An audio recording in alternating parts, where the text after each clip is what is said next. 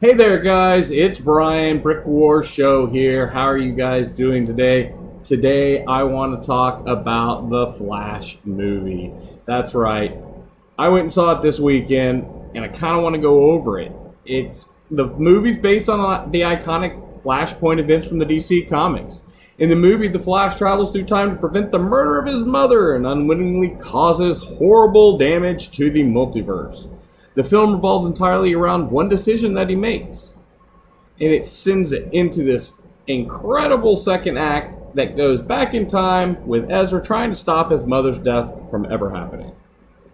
Movie even begins with Batman chasing bank robbers, and the robbers blow up the hospital. The Flash rescues the doctors, the patients, and the CGI babies. Yes, they're bad. Either way, he does save them, and it is a great opening scene. But the Flash also has a moving narrative to offer. Barry runs faster than light, reverses time, intending to undo what he has done to protect his parents. However, he runs into some time-altering space-time continuum mumbo-jumbo that ends up landing him in an alternative timeline where he meets a younger version of himself. And in this dimension, he also has a Supergirl instead of a Superman, and a much older Batman. But you have to stop General Zod, who's waging war, like in Man of Steel. So by teaming up with this Batman and Superman, or Supergirl, sorry, he is able to try to defeat this. So now we got to talk about Michael Keaton. Michael Keaton's chemistry with Miller is good. He takes on the role of this sage mentor, while Supergirl is one of the film's biggest elements that stands out. She conveys the rage and the hope in Supergirl, and like Keaton, has some very nice moments with both versions of the Flash, young and old. She's also effortlessly shows the power and toughness of Supergirl's character in some great fight scenes, displaying the contrast between her and Superman. And you can see how experienced and older she is, but you can see that she's not quite as strong as Superman and not able to defeat Zod like Superman could.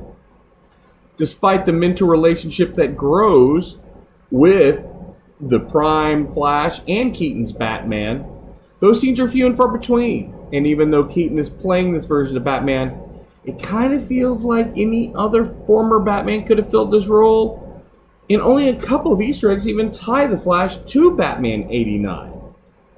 We don't get any idea beyond just a little bit of a hand wave as to why Keaton's Bruce Wayne is the way he is when we meet him, nor do we get a sense of any other adventures that he might have had post-Batman Returns.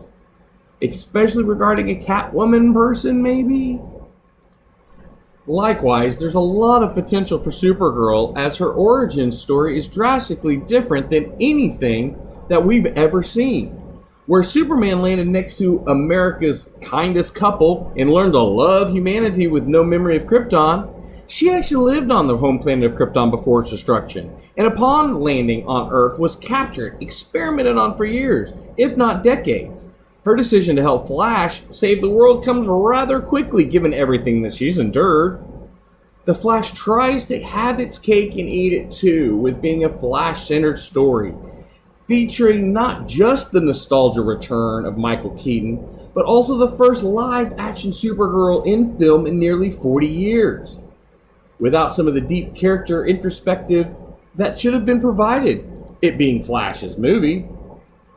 The action is certainly entertaining, and you said it captures the scale of Flash's powers, especially when Flash Prime and young Flash's skills are contrasted against each other to show just how distinct they are.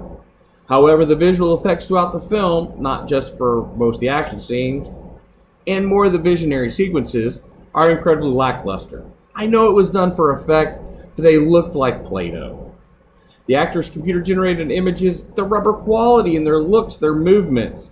This was especially egregious during the close-up and slow-motion shots, which happen to be quite often due to Flash's speedy powers. It's often off-putting to see CGI Keaton's Batman, whose movements were famously restricted because of his suit and his design to be much more agile in the fighting style. He was closer to Batman from Affleck,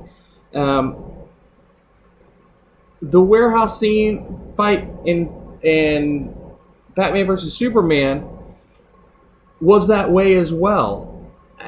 I just had the feeling that any other person could have taken other Keaton's role other than it being a nostalgia grab. It also doesn't help that all of the action seemed rather bland, either taking place in the Arkham facility or a vast desert. There's not much color, variety, or location. But the film does do some cool imagery with Flash working together. It looked kind of ripped out of a comic book from time to time. Overall, The Flash is an entertaining film, and it does follow Barry's story. And he does travel back in time, but doing so causes a horrible ripple effect that not only changes the timeline, but seemingly spread throughout. The Flash is entertaining enough and will please most crowds, with good performances from Miller and Keaton and Calais. Muschietti directs a nice story that drives the Flash, although it somehow focuses on him yet realizes so many other DC elements to tell a story rather than just explore his world fully. The Flash will be an enjoyable time for families, as Flash and DC fans. It will capture enough interest in superhero itself. What it may mean for the superhero future of the DC film universe is anyone's guess. It only made $55 million this weekend, and we can see exactly what the public thought of it. Well, that's kind of my take and mine alone. I can tell you, Kitt really enjoyed the movie. She didn't quite understand all the mumbo-jumbo of the multiverse, but she did enjoy it. Alright guys, now down to business. We are trying to get to 1,000 subscribers, and to do that, we need your help. To do that, I'm going to give away minifigures. I'm going to give 2 packs of unopened collectible minifigures, and all you have to do is subscribe. Every time I hit 100 subscribers, I will choose someone, and they will get the figures.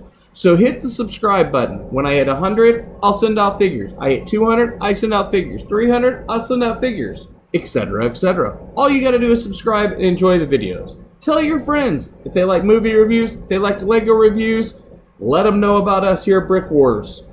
We would love to have all of you guys here with us. Follow along on our journey here. And until the next video, guys, bye-bye.